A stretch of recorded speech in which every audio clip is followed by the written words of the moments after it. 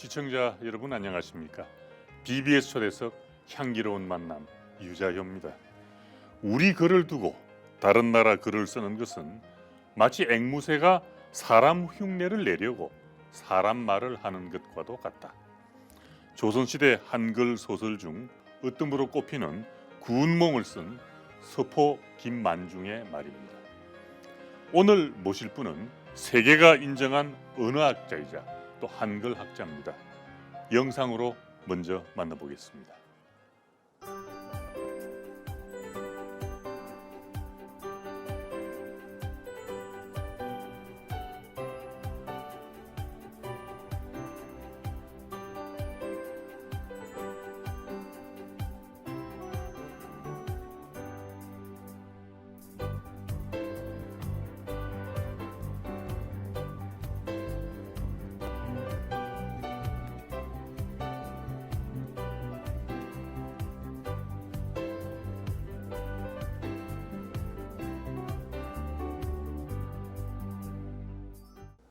어서 오십시오. 반갑습니다. BBS 초대석 향기로운 만남에 오셨습니다. 예, 먼저 우리 시청자들하고 인사 나누시겠습니까? 여러분 안녕하십니까? 정광입니다.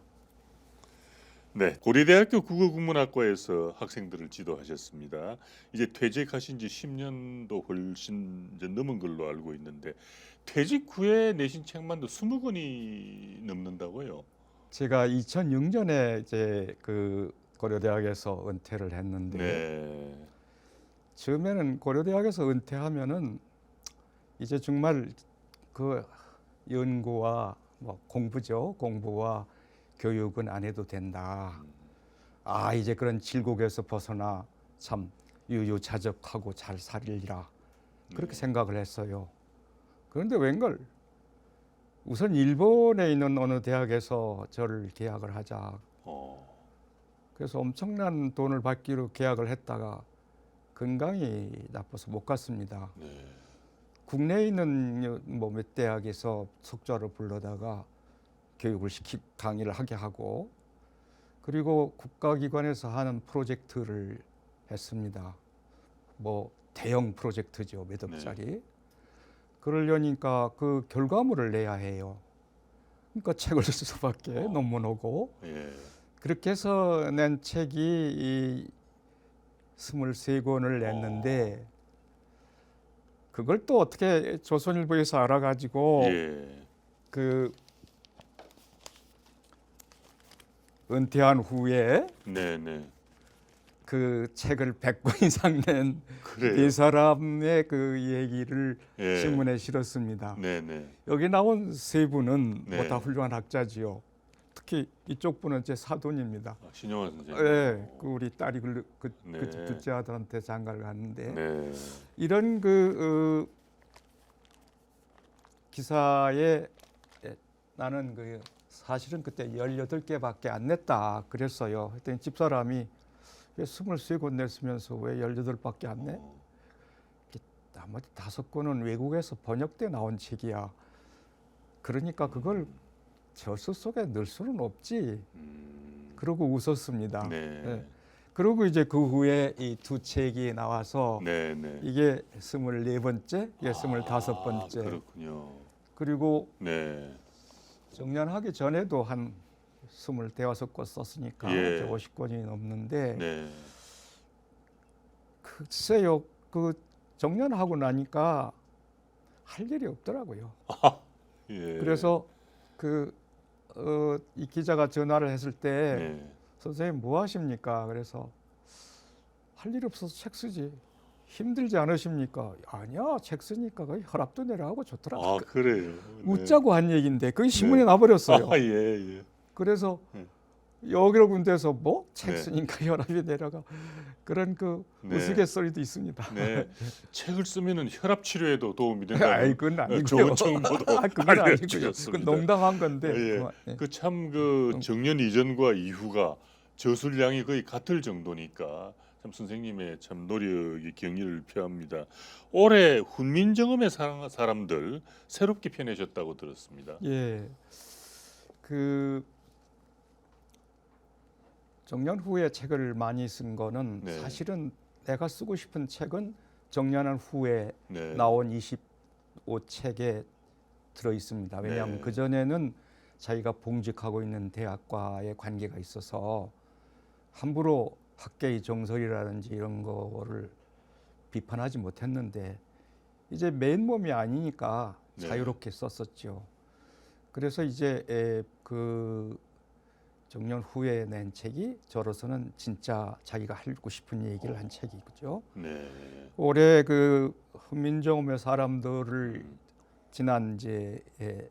6월에 냈는데 예. 2006년 은퇴할 때 훈민정음의 사람들을 썼습니다. 예. 냈습니다. 근데 그때는 그 정년하니까 예. 급하게 책을 냈어요. 예. 예. 그래서 거기에 반드시 들어가야 할 신미대사와 김수원 얘기를 못 썼습니다.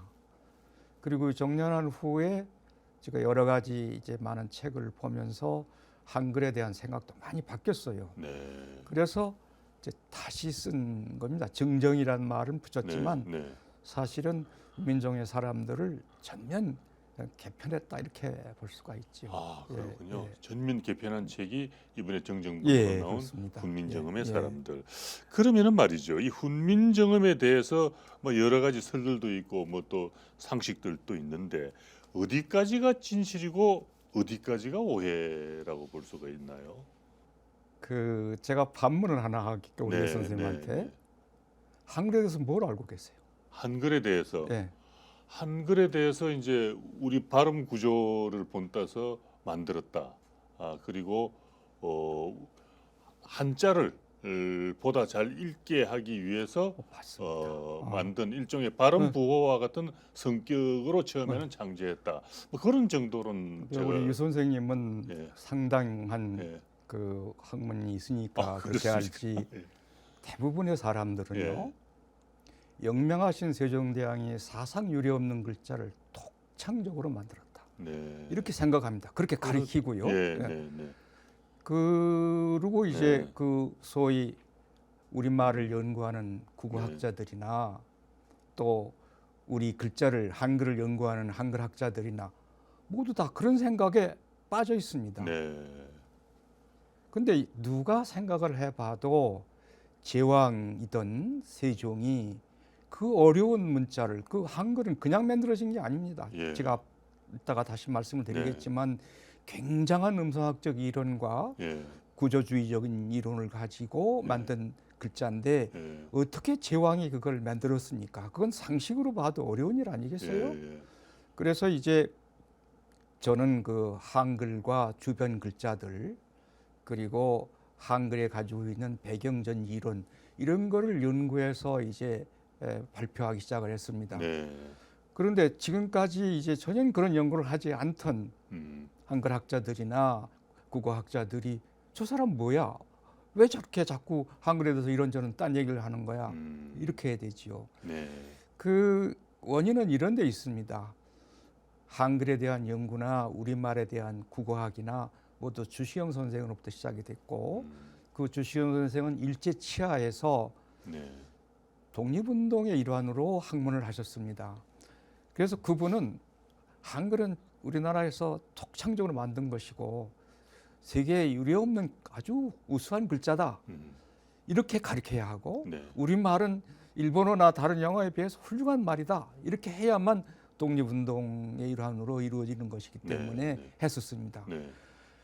그것 일제 치하에서는 그 당연하지요. 네. 그러나 이제 광복이 되고 그리고 우리 학문도 이제 세계적인 수준에 올랐으니까 당연히 한글도 문자학적인 연구, 음성학적인 연구, 네.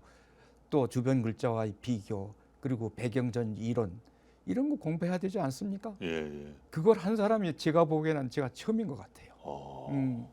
그러니까 그런 연구를 모르는 사람들은 왜 자꾸 딴소리를 해? 우리가 지금 영명하신 세종대왕이 만드신 걸로 다 행복한데 이런 게 해서 한 것이지. 예. 제가 그 남의 학설을 비판하거나 이런 일은 없습니다. 예. 제 얘기를 했을 뿐이에요. 예. 그렇군요. 예. 선생님 말씀에 오르세요.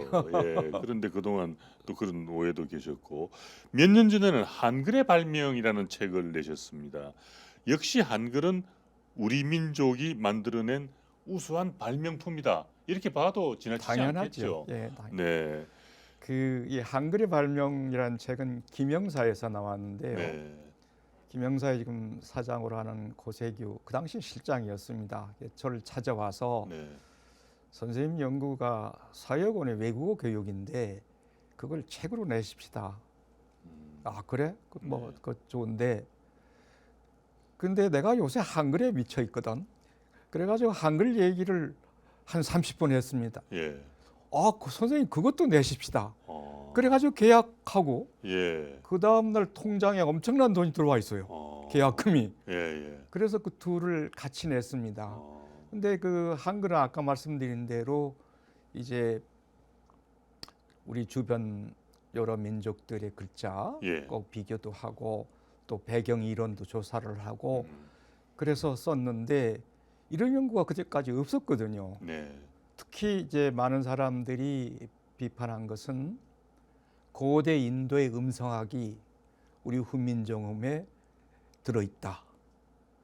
그런 얘기에 이 사람들이 이제 신경이 곤두선 겁니다. 특히 그 원나라 때 팍스파 문자와 깊은 관계가 있다. 독창적이라고 하는데 이게 무슨 소리냐. 그래서 많은 비판을 받았죠. 네, 정말. 그래서 한때는 제가 어디가 발표를 하면은 그 발표에 대한 비판의 글이 네, 인터넷에 수십 장씩 달렸습니다. 네, 네. 매국노, 친일파, 뭐 아. 별별 소리 다 들었어요. 아, 근데 요즘엔 많이 없어졌습니다. 아, 지금 많은 그렇군요. 사람들이 한글의 발명을 읽고 네, 동감을 하고 아마 나란 말씀이라는 영화도 어, 한글의 발명을 보고 한 예. 것 같아요. 예. 영화 자체는 상당히 잘 만든 영화로 제가 봤고요. 그 영화에도 일부 나옵니다만은 새로운 문자를 창제하기 위해서는 이미 있는 여러 문자들을 맞습니다. 당연히 공부하고 맞습니다. 조사하는 예. 것이 아니었겠는가. 예. 그랬을 것이다라고 충분히 맞습니다. 개연성은 가질 수가 있었습니다. 그 훈민정음의 사람들 정정판을 보면은 신미대사하고 그 김수원 형제에 관한 내용을 보충을 하셨어요. 근데 신미대사는 불교계에서는 알려져 있는 분입니다.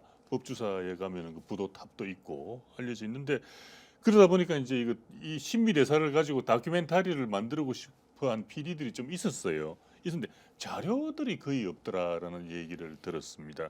실제로 신미대사에 대한 자료가 어느 정도 있나요? 국어학, 한글학 하는 사람들은 네, 그 소위 정사만을 보죠. 네, 네, 그래서 이 조선 왕조실록이나 네, 유신들의 문집을 봅니다. 불가의 것은 안 봐요. 제학걸로 밀어둡니다. 네, 신미대사에 관한 것도 정사에는 아주 나와 있지 않아요. 많이 없고 정사에는 뭐 이조 왕조실록에는 뭐 네. 세종실록에도 이미 요승으로 나오니까 예, 그렇지만 그 외로 불가에서는 많은 자료들이 있습니다. 예, 화모당 스님의 문집이라든지 예, 그 동생 김수원이 쓰는 시구집이라든지 그래서 이런 걸 뒤져 가지고 저도 신미대사에 대해서 연구를 했고 네. 그것이 이제 이번 책으로 나온 거죠. 아, 예, 그렇군요. 자료 있습니다. 그런 자료가 있는데 그걸 이제 관심을 안 가지고 이제 그럼요. 그랬던 예. 것인데 그 불가에 전해져 오는 그 자료를 중심으로 해서 볼 때 신미대사는 어떤 인물이었다고 볼 수가 있나요? 신미대사에 대해서 최초로 논문을 쓰신 분이 저희 은사인 이순영 선생님입니다. 네, 이순영 선생님이 80에 네. 제 나이에 그 논문을 쓰셨는데 아, 뭐 30페이지가 넘는 대작이에요. 네. 학술은 논문집에 실렸는데 그 논문 마지막에 선생님이 절규처럼 이렇게 말씀을 하셨습니다. 왜 조선 왕조실록이나 문집에서 신미대사에 대한 에서는 이렇게 인색한가? 자료가 없다는 말씀이죠. 네. 그래서 선생님은 그때 불교의 자료를 보실 생각은 못 하셨을 거고 저도 불교의 자료를 보기 시작한 게 불과 몇십 년 전이니까 네. 그래서 이제 신미대사에 쓰셨는데 많이 이제 잘못도 있고 또 추측하신 것도 있고 그렇습니다. 네. 그 후에 이제 많은 사람들이 신미대사에 대해서 연구를 했어요. 제 학자지만 그 박혜진 씨 그분이 이제 신미평전을 쓴 분이 많은 자료를 찾았습니다. 그런 네. 면에서 저는 제야학자지만 그분 정시로 공부하는 분은 아니에요. 네. 그렇지만 많은 자료를 찾은 거에서 그분에 대해서 저는 경의를 표합니다. 그분의 이제 여러 가지 연구나 제가 또 찾아본 자료에 의하면 신미대사는 김운이라는 사람의 사형제 중에 맏형제로 태어납니다. 김운은 태종 때 사람인데, 네. 근데 이 김운이 이제 좀 그 사람이 좀 남자 같았던가 봐요. 그래서 이제 옥구진 병마사로 있으면서 예. 이제 수원에서 벽단단 기생을 끌고 서울에 올라와 가지고 예. 당연히 왕인 태종한테 이제 아련을 해야 하는데 상왕으로 물러난 정종, 공정왕이라고 합니다만 정종을 만나러 예. 갔어요. 여러 차례 만나고 공정왕한테서 이제 선물도 받고 이걸 태종의 신하들이 곱게 볼 리가 없죠. 이 뭘 또 일으키려고 그러는 거 아닌가. 예. 이래가지고 이 김운을 이제 잡았습니다. 이 김운이 이제 그 서울로 올 때 마침 종모가 돌아가셨는데 문상도 안 했어요. 했는지 안 했는지 모르겠습니다. 하여튼 안 한 걸로 되어 있습니다. 그래서 불충 불효 대역죄로 몰렸습니다. 그게 삭탈관직이 됐고 내상이라는 전라도로 유배를 갑니다. 이제 그렇게 되면 어떻게 됩니까?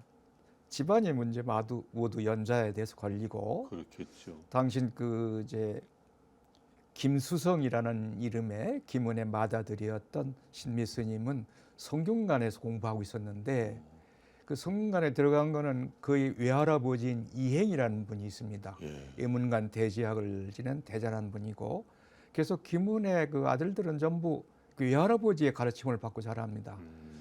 이 그 이행이 보니까 똑똑하게 의지없는 외손자가 폐고를 당하니까 폐고라는 거는 이제 그 과거를 볼 자격을 박탈하는 거죠. 예. 그래서 안 됐어서 그때 양주 해암사에 와 있던 함호당 스님한테 보냅니다. 신미 스님 김수성이 이제 성균관 다닐 때 박팽년도 같이 거기 성균관에 다녔는데 박팽년은 이 김수성 신미 스님을 아주 싫어했던 것 같아요. 거기에 보면 뭐 아주 공부도 안 하고 그랬다. 그리고 이제 뭐 갈 곳이 없으니까 폐고를 당했으니까 머리 깎고 중이 됐다. 그런데 그렇지 않고 자기 외할아버지가 이제 해암사에 있는 함호당한테 보내서 함호당이 이제 제자로 받아들여서 머리를 깎고 이제 신미라는 법포를 내렸습니다. 근데 이 함호당 스님이 불교 방송국에 와서 불교 얘기를 해서 죄송합니다만 유명한 그 학승이에요. 네. 한국 불교에는 그 선승과 학승이 있는데 학승은 고려의 나홍화상을 최고로 칩니다. 네. 그 밑에 이제 조선 이태조 때의 무학대사가 있고 그리고 무학대사의 직계 제자가 바로 함호 스님이죠. 아, 그렇군요. 그러니까 그 자기 외할아버지가 제대로 보낸 거예요. 그렇네요. 이 함호당 스님도 성균관에서 공부를 하다가 어느 날 아침에 갑자기 인생 부상 이게 뭐냐? 그래가지고 그 스님이 되신 분인데 네. 머리 깎고 그분도 이제 성균관에 공부한 사람 그 김수성을 받아들여서 얼마나 열심히 가르쳤겠습니까? 예. 이 두 사람은 다 이제 유학과 불교에 다 정통하게 된 거죠. 그래서 이 신미 스님이 이제 그야말로 그 불교에 정통했다. 불교에 정통했다는 것은 결국은 불경을 완전히 잘 읽고 네. 잘 해독했다. 예. 그걸 학승이라고 하는데 예. 이제 그런 그 선승은 이제 고려의 보우 스님으로 해서 뭐 오늘날의 성철 스님까지 주로 그분들은 이제 사부 대중을 네. 잘 지도하고 이끄는 그런 스님을 말하죠. 오늘날 우리 불교에서도 학승이 좀 더 나왔으면 좋겠어요. 그러게요. 네. 신미 스님은 그냥 학승이었습니다. 예. 그 세종대왕의 한글 창제는 극히 비밀리에 진행된 가족 프로젝트다 이런 표현을 하셨는데 여기에 대해서도 좀 설명을 주시겠습니까? 얘기가 깁니다. 예. 세종이 말씀하신 국지어음이 이호중국하여 여문자로 불상유통할세 같은 한자인데 우리 한자음이 달라서 그래서 서로 문자가 안 통한다. 이렇게 생각했던 겁니다. 네, 네. 그 훈좀 세종의 어제 예. 서문도 예, 예. 좀 제대로 이해를 해야 해요. 그렇지 않습니까? 그렇습니다. 그런데 그거를 이제 하다 보니까 음. 세종께서 이제 조심스러운 게 뭐냐면 명나라죠. 명나라는 원나라를 부시고 그리고 세운 나라입니다. 네. 원나라에서는 몽고 사람들이니까 한자 쓰기가 괴롭고 몽고는 한자로 잘 안 써집니다. 우리말도 한자로 안 써지죠. 그런 것처럼 몽고도 이제 한자로 쓰기 괴로우니까 문자를 만들어서 이게 파스파 문자인데 그거를 만들어서 이제 썼어요. 그것은 네. 그 북방 민족들 사이에는 그 나라를 세우면 새 문자를 만드는 전통이 생겼습니다. 왜냐하면은 한자를 갖다가 쓰면 한자 문화에 흡수돼서 네. 자기들의 정체성이 없어지고 또 민족이 없어질 수도 있죠. 그렇죠. 보세요, 지금 만주가 그렇지 그럼요. 않습니까? 네. 만주족은 살아 있지만 네. 언어와 문자가 없으니까 네. 완전 중국 사람 돼 버렸잖아요. 그렇습니다. 그걸 두려워해서 북방 민족들은 항상 국가를 세우면은 문자를 만들었는데 명나라가 원나라를 이제 굴복시키고 한족의 나라를 만든 다음에 제일 먼저 없앤 게 파스파 문자입니다. 이거 못된 거, 이거 버려라. 이거 한자 문화에 대한 반역이다. 그런데 훈민정음은 파스파 문자 영향하에서 만들어진 표 문자지요. 명나라가 좋아할 리가 없습니다. 특히 이제 몽고가 옛날 그 지금 몽고로 도망가서 북원이라고 해가지고 호시탐탐 이제 기회를 노리고 있는데 언제 조선과 원나라가 합해서 명나라를 침략할지도 모르고 네. 특히 명나라가 이제 그 조선을 그 의심하는 이유가 명나라를 세운 이성계의 아버지가 이자춘인데 예. 이자춘이 그 몽고에 기화한 사람입니다. 그렇죠. 예. 그래서 몽고 이름도 있어요. 예. 청시 개명까지 했습니다. 우루스불카 나라의 꽃이라고 했어요. 음. 그리고 쌍성 총관에 다루가치라는 벼슬까지 예. 얻었어요. 예. 그 후예들이 고려를 역성으로 뒤엎고 세운 조선을 명나라가 그 의심하지 않을 수가 없죠. 그렇겠는데요. 예. 그런 문제가 있었고 또 하나는 아까 말씀드린 대로 북경 중심의 하나 언어의 한자음이 완전히 변했으니까 세종이 저쪽 걸 바꾸라고 할 수 없고 우리 한자음을 바꿔야 되겠다 이런 생각을 한 거예요. 그렇지. 그래서 우리 한자음을 동국종훈식으로 바꾸자. 예. 그런데 그걸 좋아할 유신들이 어디 있습니까? 왜냐하면 자기들은 옛날 한자음으로 배워서 과거 시험 보고 다 합격했는데 네, 네. 아 세종이 왕이 한자음을 바꿔 이건 큰일 날 일이지요. 네, 네.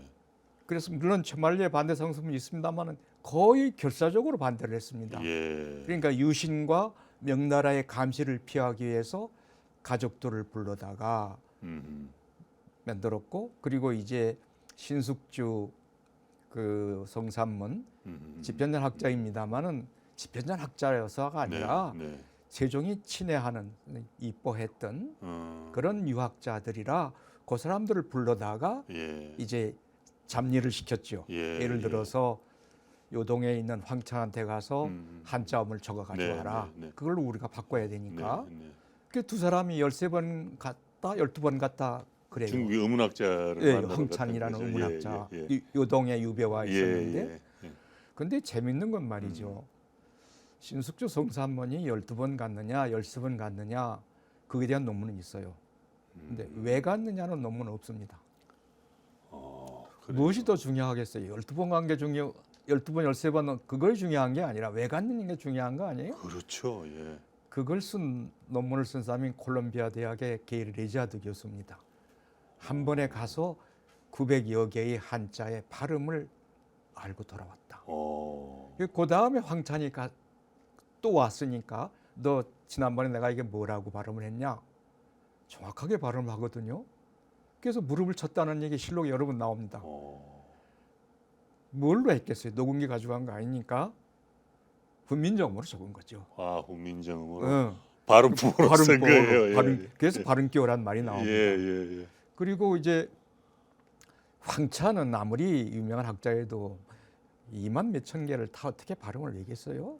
아주 안 쓰는 벽자들 예. 아마 그 사람 파스파 문자를 가지고 있었을 거예요. 어. 파스파 문자라는 거는 쿠빌라이 칸이 이제 그 원나라를 세우고 북방 민족은 나라를 세우면 문자를 만드는 그 전통에 의해서 만든 문자인데 맨 먼저 한 게 그걸로 한자음을 적었어요. 예. 그래서 그 한자음 적는 그 파스파 문자는 고려와 조선 초기에 다 알았습니다. 세종도 잘 알고 있고 신주수 성산문도 잘 알고 있고 그 파스파 문자의 영향을 받았다라고 보는 게 원칙이에요. 당연하겠는데요. 예, 그렇습니다. 몽골의 파스파 문자니까 그걸 모를 리가 없지 그렇죠. 않습니까? 예. 그리고 한자음 배는데 제일 중요한 게 발음기호 아니에요? 예. 한자음을 예. 공부하는 거는 표의 문자니까 글자를 보면 되게 이게 무슨 뜻인지는 알 수 있죠. 그런데 예. 발음을 모르잖아요. 그렇죠. 그걸 예. 몽골 사람들이 이미 파스파 문자로 했고 네네. 그걸 이제 세종이 우리도 저런 글자 하나 만들면 좋겠다. 예. 그래서 훈민정음이고 그렇죠. 훈민정음이란 말이 예. 백성을 가리키는 올바른 한자음이죠. 예. 동국정음이죠. 예, 맞습니다. 그런데 옛날에 유창균 선생이 그런 예. 얘기 다 했는데 예. 우리 국수주의적인 예. 학자들이 그걸 안 본 거죠. 무시한 거죠. 그렇군요. 예. 그러니까 당시 세종의 입장에서는 이 꼭 필요한 일이고 그럼. 해야 되겠는데 그럼. 이 명나라 이 눈치도 보이고 또 유학. 유신들이 또 왜 그런 걸 하려 하십니까? 반대를 하고. 맞죠. 예. 그러니까 어차피 이 보안이 잘 유지될 수 있는 맞습니다. 가족을 맞습니다. 데리고 할 수밖에 없고 예. 또 아주 총애한 젊은 학자 며칠을 예. 이제 갔다 왔다 출장을 보낸다든지 이런 일을 시킬 수밖에 없었겠다라는 건 그렇죠. 충분히 예. 이해를 하겠습니다. 예. 그럼 거기에 신미 대사가 개입된 부분은 어떻게 연결이 됩니까? 결정적인 역할을 하지요. 예. 처음에 이제 세종이 그 훈민정음을 만들 때에는 네. 초성 즉 자음 글자 27자를 만들었어요. 네. 그 최만리의 반대 상서문에 나오는 원문 27자가 바로 그건데 네. 뭐 이 두 책에 그 얘기를 네. 썼습니다만 그래서 이제 그걸 가지고 운해라고 하는 걸 번역하게 시켜요. 운해라는 건 몽고자원이라는 운서인데 뭐 좀 학문적인 이야기입니다만 그거를 이제 번역하라고 하는 건 쉽습니다. 파스포 문자로 되어 있는 걸 훈민정음과 1대1로 대응시키면 그냥 바뀌어질 수 있거든요. 그런데 이제 최만리가 반대 상서문을 내니까 세종이 이게 요새 제 말로 장난 아니네. 이거 큰일 날 일이네. 이제 생각을 하고 이제 그 정색을 하고 공부할 생각을 했어요. 근데 그때 이제 효령대군이 그 세종대왕한테 저기 속리산 복천사에 유명한 스님이 하나 있는데 그 뭐 파스파 문자 무불통지 그 산스크리트 문자가 무불통지고 그 성명기론이라는 것도 잘 아는 것 같은데 한번 불러보는 게 어떠냐. 그래서 세종이 이제 그 벽에 부딪혔잖아요. 네. 그 치말리의 반대 상서문을 보면. 그래서 이제 수양대군을 보내서 효령대군 집에서 만납니다. 그 얘기가 이제 김수원의 시구집에 떨칠식자 네. 우자는 이제 네. 더러루 똥우자인데 네. 자기 글은 그런 그 똥 닦은 그 종이 같은 글이다 이렇게 겸양한 건데 예. 그 시구집에 자세하게 썼어요. 물론 이제 자기 형 얘기니까 좀 과장을 했겠지만 또 시체말로 하면 세종이 신미를 보고 이제 만나서 얘기한 다음에 뿅 한 거죠. 정말로 그 감화를 받았어요. 그래서 이제 그 신미 스님을 불러들여 가지고 정말로 제대로 해야 되겠다 해서 궁궐안에 애불당을 짓습니다. 네. 그리고 이제 신미 스님을 거기 있게 하고 이제 조속으로 만나서 훈민정음에 대한 얘기도 하고 이제 했습니다. 이 신미 스님 그때 저는 이건 그 시구집에 있는 얘기가 아니고 제가 추측한 건데 역시 그 산스크리트 문자에 힘입어서 네. 모음자를 만드시오 그랬을 것 같아요. 네, 네. 이게 중성자 11자. 네. 그래서 이제 초성, 중성, 종성이 만들어지고 이 모음자를 만들으니까 그걸로 우리말도 기록하게 될 수 있었죠. 네. 그 전에 그 원문 27자는 자음뿐이니까 그렇죠. 우리말을 표기할 수가. 우리는 모음이 아주 중요하잖아요. 예, 중요하죠. 중국어에서는 모음이 그렇게 중요하지 않은데 우는 뭐 초성이 중요한데 그래서 이제 그 세종께서 신미대사에 들어가지고 이제 그 모음자를 만들게 하고 네. 그리고 이제 신미 스님은 세종을 감화시켜야 불교가 그렇겠죠. 살지 않겠어요? 예, 예. 그래서 이제 석가모니라는 분이 이런 분입니다. 그래서 정수 석가보를 만들어요. 김수원하고 한문으로 된 예. 책이죠. 이제 그 도선의 석가 시보하고 이제 석가보를 한데 합쳐서 예. 정수 석가보를 만들어요. 그래가지고 이제 세종한테 보여서 석가가 이런 분입니다. 이제 그건 뭐 그랬더니 세종이 그러면 그거를 우리말로 언해해서 네. 이거를 훈민정음을 한번 적어봅시다. 네. 그러지요.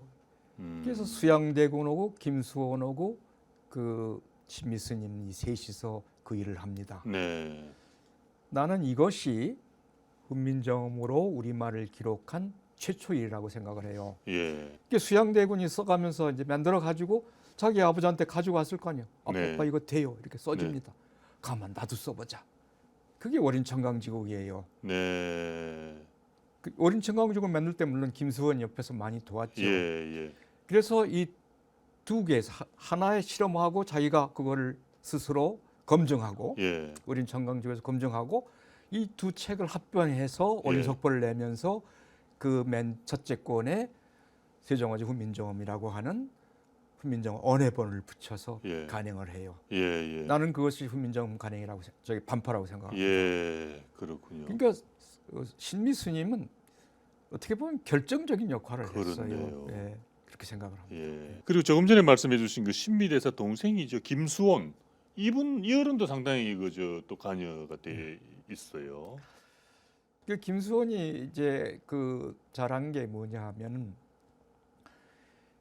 세종이 용묘천가를 지으면서 이제 우리 언문을 이제 시험한 이제 그 증거하는데 옆에서 다 도와줬어요. 왜냐하면 그 김수원은 불경을 네. 다 읽을 수 있고 그렇죠. 유학자들은 불경 못 읽습니다. 그 사람은 사서오경만 알아요. 예. 근데 이런 얘기는 공개석상에서 처음인데 네. 그러니까 더 밉지요. 네. 김수원도 신미 스님 못지않게 네. 그 중요한 역할을 했어요. 네. 그러니까 네. 아까 말씀드린 네. 월인청강지국을 네. 도와줬고 네. 이런 그 김수원의 공도 그 우리는 잊을 수는 없습니다. 네, 그렇군요. 그 불교계에서는 억불숭유의 조선조에서 그 한글 창제 후에 그 우리말 표기를 실험하기 위해서 펴낸 저술이 석보상절 그리고 월인청강지곡이라는 데 상당히 의미가 있다 이렇게 보고 있습니다. 특히 월인청강지곡은 말씀처럼 세종께서 직접 지으신 것인데 그 불교와 관련된 책을 훈민정음 창제 이후에 최초의 저술로 낸 이유가 역시 그 신미 스님 영향 때문이었을까요? 여러 가지 있죠. 여러 예, 가지가 예. 있습니다. 예. 우선 명나라의 눈을 속이기 위한 거죠. 네, 네, 그 유교 경전은 이제 한문으로 돼 있으니까 네, 그거를 만일 한글로 어쩌고 하는 거는 이제 금세 명나라의 이제 촉각에 걸리게 돼 있죠. 근데 불교는 원래 진언이라고 해서 산스크리트 문자로 돼 있는 거 한자로 바꾼 거 아니겠어요? 네. 그러니까 그 불경에는 뭐 다른 글자가 들어가는 건 문제 없습니다. 그렇겠죠. 우리도 진언이라고 그래서 그렇죠. 산스크리트 배우니까 예. 그렇게 이제 말하자면 캄프라주를 한 게 아닌가 하는 생각이고 그리고 무엇보다도 그 신미 스님이 있으니까 예. 신미 스님이 이제 그 석보상전을 만드셨으니까 네. 거기에 이제 훈민정음을 실는 게 옳다고 생각을 하는 것 예. 같고 월인청강지국도 그런 것 같고 예. 그래야 또 유신들이 말을 못하지요. 그렇겠죠. 이건 불가의 일이니까 예. 그런 것 같습니다. 예. 예. 그 역시 그 신미스님에 대한 세종 임금의 그 신임이 참 대단했다라는 그렇죠. 것을 예. 알 수가 있었습니다. 역시 여러 그런 이유에 의해 가지고 예. 그 석보상절과 어린 청강제국이 그러게요. 예. 탄생을 한 걸로 보이네요. 이제 좀 분명해졌습니다. 오늘 그 조선시대 고성 신비대사에 대한 말씀도 자세히 들려주시고 여러 가지 참 새로운 얘기를 많이 알았는데 여기가 불교 방송 아닙니까? 그러니까 혹시 이 너무 미화하는 거 아니냐 뭐 이런 오해를 할 수도 있는데 선생님 종교는 어떻게 되십니까? 제가 제일 싫어하는 게 진영 논리입니다. 네. 어떤 사람을 네. 판단하는데 음, 요즘은 대부분 진영 논리예요. 네. 어디에 속해 있느냐. 그러게요. 제 책을 이영훈이라는 사람이 난 전혀 모르는 사람입니다. 인용을 해가지고 감동적으로 썼어요. 한글의 네. 반명을 읽고 감동을 받아가지고 그걸 자기 책에다 썼더라고. 그래서 저는 그 뉴라이트의 사람으로 인식을 하는 사람도 있습니다. 그렇습니까? 그게 무슨 일입니까? 예. 그렇지는 않고요. 예. 그래서 저는 학자입니다. 공부하는 사람입니다. 그러시죠. 사물로 판단을 해야지 네. 진영 논리는 안 되지요. 네. 다행히 저는 천주교도입니다. 예. 우리 집안이 대대로 천주교도고 네. 우리 사촌 형님이 추기경도 있습니다. 정진석 네, 주임. 우리 사촌 형님입니다. 네, 그러시군요. 그런데 제가 만일 저는 뭐 유아 세례를 받고 태어나면서 다른 종교 갈 생각은 못 하고 네. 우리 집안은 다 대대로 천주교니까. 네. 근데 만일 내가 자유롭게 종교를 선택한다면 불교 같아요. 예. 예. 역시 심오하고 예. 제가 생각하는 그 삶 네. 이런 거를 불교만큼 정확하게 집어내는 것도 없을 것 같아요. 네. 미안합니다. 아, 별 말씀을요. 선생님하고 우리 자랑스러운 한글 얘기를 중심으로 해서 듣다가 보니까 참 시간이 많이 갔습니다. 그래서 이제 마지막으로 네. 한 말씀 부탁을 올리겠습니다. 글쎄요, 불교 방송이니까 불교에 기대하는 바가 많습니다. 특히 우리나라에는 불교 관계 유물들이 굉장히 많아요. 제가 아까 말씀드린 대로 어린 속보가 어린 청강지곡하고 석보상절 모인 거 아닙니까? 그것을 그 옥에 새긴 어린 속보 옥책이 있습니다. 이게 세종 때 나온 거예요. 그래서 나는 그걸 통해서 어린 속보는 그 세조 때 나온 게 아니고 세종 때 나온 거다. 고려대학에 있는 훈민정음이라는 것이 세종어제 훈민정보다 원본에 가까운 거다. 이런 얘기를 했어요. 그런데 그런 귀중한 유물이 어떤 개인 집 서가에 창고에 흘러다닙니다. 네. 뿐만 아니라 진흥왕 때 만든 옥책도 있어요. 네. 그리고 고려 광종 때 만든 그 부모 운증경의 옥책도 있습니다. 네. 헛간에 굴러다녀요. 굉장한 유물입니다. 예. 왜 그런가 그랬더니 옥책을 불경을 옥에다 새기는 것은 일본에도 없고 중국에도 없습니다. 우리나라 독특한 겁니다. 그래서 우리나라 유물 감정가들이 그걸 전부 인정을 안 해요. 예. 그런데 이건 정말로 우리 불교계에서 예. 제대로 좀 감정해가지고 예. 이 유물을 살려야 합니다. 예. 제발 좀 부탁합니다. 아, 예. 불경을 옥에다 새겼다니. 예. 그게 꼭 많이 있습니다. 많이. 예. 그렇군요. 얼마든지 있습니다. 네, 예. 꼭 찾아내서 우리가 제대로 자리매김을 해야 맞습니다. 선생님 부탁합니다. 오늘 귀한 말씀 대단히 고맙습니다. 고맙습니다. 네. BBS 초대석 향기로운 만남. 오늘은 세계적인 언어학자이자 한글학자시죠. 고려대학교 정광 명예교수를 만났습니다. 그야말로 우리 글 한글의 향기가 가득한 시간이었다고 생각이 됩니다.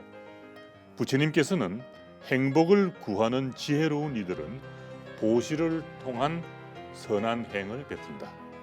그래서 그 명성이 따라서 높아지게 된다라고 말씀을 하셨습니다.